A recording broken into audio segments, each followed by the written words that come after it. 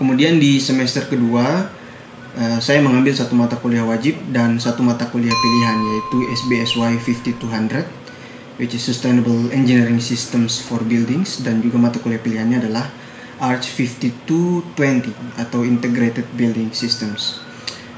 Di semester ini saya lebih mempelajari detail dari sistem-sistem mekanikal yang dipakai di dalam bangunan seperti HVAC dan bagaimana cara mendesain HVAC itu sendiri dan memilih HVAC yang terbaik untuk sebuah bangunan dengan lokasi tertentu.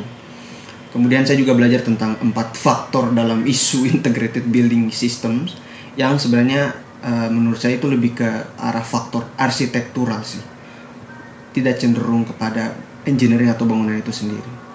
Dan di semester ini banyak menulis report tiap minggunya. Project akhirnya berupa project desain dari sebuah bangunan yang kita pilih.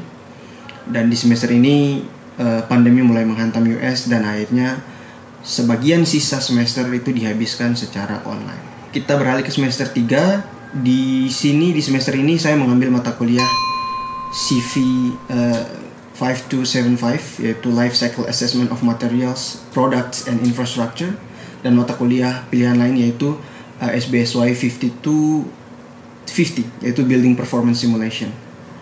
Di semester ini lebih dominan bermain-main dengan software yang baru seperti Athena untuk Life Cycle Assessment, kemudian eQuest dan juga Open Studio yang digabungkan dengan SketchUp, dan beberapa software kecil seperti Turn untuk mengukur assembly dari sebuah dinding yang ada di bangunan 4 musim. Project akhir dari semester ini adalah project dengan klien, yaitu pemilik museum di salah satu daerah di US. Dan pada waktu itu saya dan tim saya mengerjakan project desain jendela Windows assembly yang tidak membahayakan barang-barang di dalam museum itu sendiri. Semester ini otak saya lebih dipaksa berpacu dengan angka-angka yang menurut saya sudah sangat tidak arsitektural sekali, karena kebanyakan mahasiswa arsitektur kan menghindari yang namanya matematika dan juga fisika. Tapi ya harus berhubungan dengan angka-angka di semester ini. Tapi cukup menarik.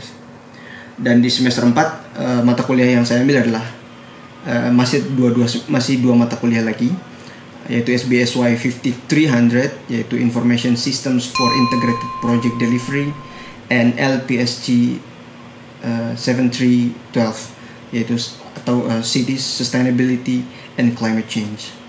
Semester ini diisi dengan belajar teori-teori tentang BIM atau Building Integrated Modeling dan juga IPD Integrated Project Delivery, serta Revit yang digunakan sebagai software utama. Dan juga untuk pertama kalinya saya juga belajar tentang public policy yang terkait dengan isu-isu sustainability di beberapa negara di dunia ini, khususnya Eropa dan juga di Amerika. Project akhir dari semester ini berupa karya Revit, rendering Revit video dan juga model, dan juga clash detection di aplikasi yang plugin yang kita gunakan, yaitu namanya Navisworks, yang bisa dilihat di channel YouTube saya, dan juga laporan tentang Ternate dan juga beberapa kota di Eropa yang sama-sama menerapkan polisi terkait dengan stormwater management. Dan juga saya juga telah masukkan di YouTube saya terkait materi atau tugas saya ini. Nah, jadi tadi cerita tentang 4 semester saya selama menempuh pendidikan master degree di United States. Cukup menantang karena sekali lagi lebih dominan bermain-main dengan hal-hal yang kuantitatif pada waktu S2 ini. Dan kesimpulannya kalau S1 itu saya benar-benar belajar tentang pure arsitektur itu sendiri, dari mulai belajar tentang fungsi arsitektur yang meliputi 6 fungsi.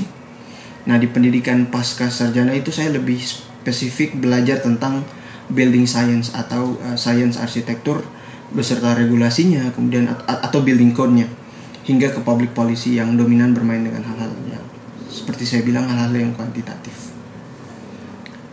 Saya pikir sekian video ini, video cerita tentang saya yang